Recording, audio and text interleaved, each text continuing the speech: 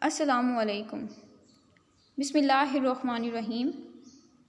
TLSC welcomes you to the online tutorial session. Let's join hand to this new technology and usher into a new progressive era. The Learning School wishes a very bright and fruitful academic week to all of you.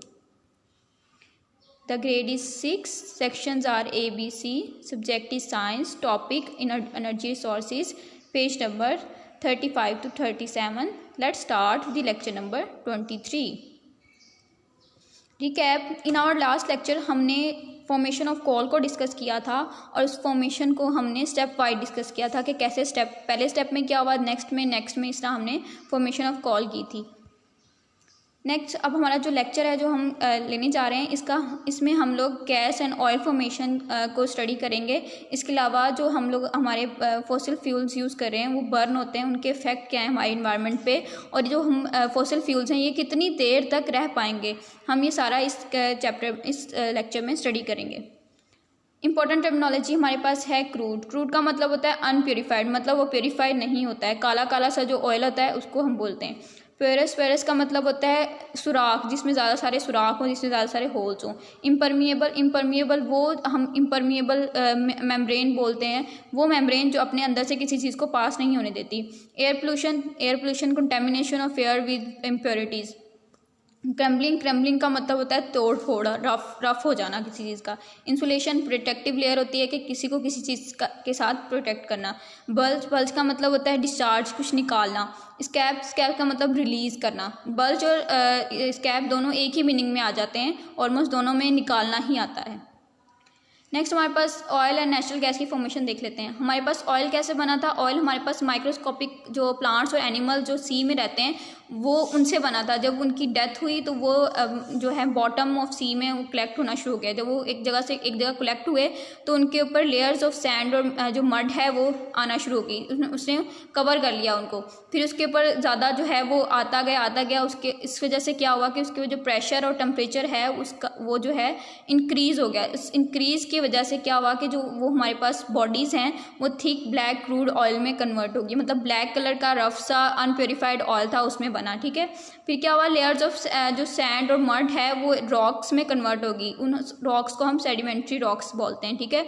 ये rocks क्या हैं, ये rocks जो हैं वो सुराखदार हैं और अपने अंदर से लिक्विड को पास होने देती हैं. ठीक है. लेकिन इन रॉक्स के ऊपर एक और रॉक की लेयर है, हम उसको इम्परमिएबल रॉक बोलते हैं. वो किसी चीज़ को अपने अंदर से पास नहीं होने देती. जब ऑयल जो है सेडिमेंट्री रॉक्स में बना था तो ऑयल जो है ऊपर को राइज हुआ और जो है इम्परमिएबल रॉक के पास आ गया, लेकिन उसने उसको बाहर नहीं जाने दिया. ठीक है. फिर ऑयल जो है वो ट्रैप हो गया इन पॉकेट्स और जो है गैस इस तरह बनी कि ऑब्वियसली एक रिएक्शन हो रहा है, उसका जो बाई प्रोडक्ट था वो गैस था.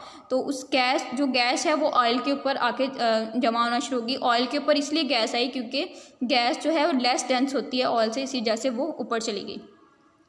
नेक्स्ट हमारे पास बर्निंग फॉसिल फ्यूल्स हैं कि जो हमारे पास फॉसिल फ्यूल्स बर्न हो रहे हैं उनका क्या इफेक्ट है. फॉसिल फ्यूल्स ऑब्वियसली हमें एनर्जी प्रोवाइड करते हैं हमारे होम्स को हीट करने के लिए, हमारी फूड को कुक करने के लिए, फैक्ट्रीज़ में जनरेट इलेक्ट्रिसिटी सब में यूज़ होते हैं. ठीक है. तो लेकिन जो ये फॉसिल फ्यूल्स हम लोग यूज़ कर रहे हैं अनफॉर्चुनेटली इनका जो है हमारी जो इन्वायरमेंट है उस पर काफ़ी बुरा असर जा रहा है. ये हार्मफुल सब्सटेंसेस प्रोड्यूस कर रहे हैं जो कि एयर पोल्यूशन को कॉज कर रहे हैं. ठीक है.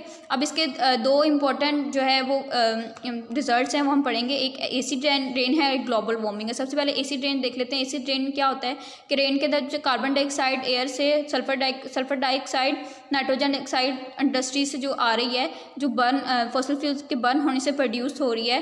ठीक है. उसकी वजह से वो रेन में जो है वो आ जाती है, रेन उसके अंदर अपने अंदर जज़ब कर लेती है और वो एसिड रेन बन जाती है. ठीक है.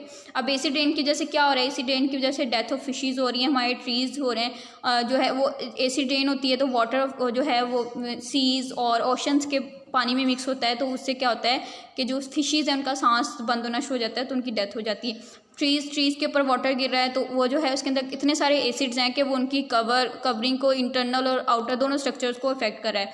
और बिल्डिंग हमारी हैं और हमारे जो जितने भी हमारे पास जो आयरन है वो रस्ट होना शुरू हो गया है. जो बिल्डिंग है हमारी वो तोड़ फोड़ का शिकार हो रही है, वो सिर्फ और सिर्फ एसिड रेन की वजह से.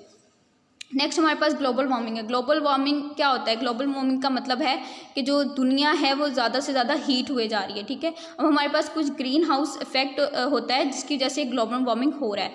अब हमारे पास कार्बन डाइऑक्साइड और अदर जो एयर पोल्यूटेंट्स हैं वो और ग्रीन हाउस गैसेज हैं वो एटमॉस्फेयर में कलेक्ट हो जाती हैं और अपने अंदर से सनलाइट को अब्जॉर्ब कर लेती हैं, ठीक है। और जो है वो उसको उसके बाद अर्थ से वापस नहीं जाने देती। जब वो अर्थ के अंदर जमा होती जा रही हैं तो ये जो है ग्लोबल वार्मिंग कॉज कर रहा है। और ये किस वजह से? ग्रीन हाउस इफेक्ट की वजह से। अब हम लोग देख लेते हैं ग्रीन हाउस इफेक्ट है क्या।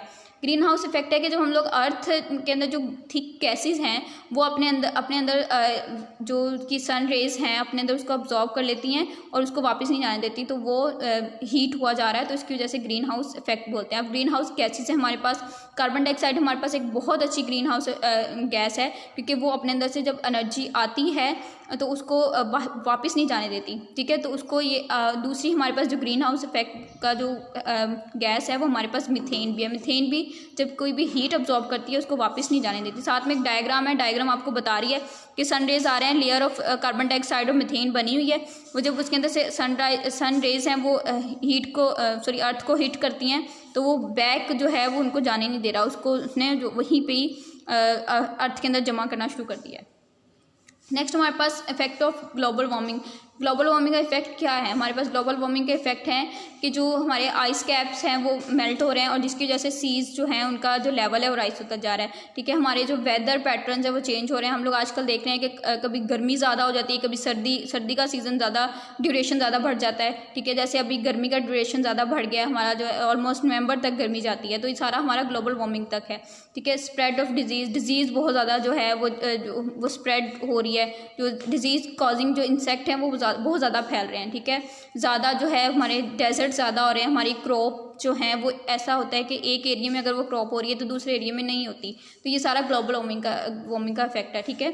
अब नेक्स्ट है हमारे पास कि जो हमारे पास ये फॉसिल फ्यूल्स हैं ये ऑलमोस्ट कितनी देर तक चलेंगे। ये जो है ये ऑलमोस्ट साइंटिस्ट ने अंदाज़ा लगाया है कि ऑयल जो है वो अबाउट 50 ईयर्स तक चलेगा और नेचुरल ऑयल जो है वो नेचुरल गैस जो है वो 70 ईयर्स चलेगी और कोल जो है 250 ईयर्स चलेगा, ठीक है।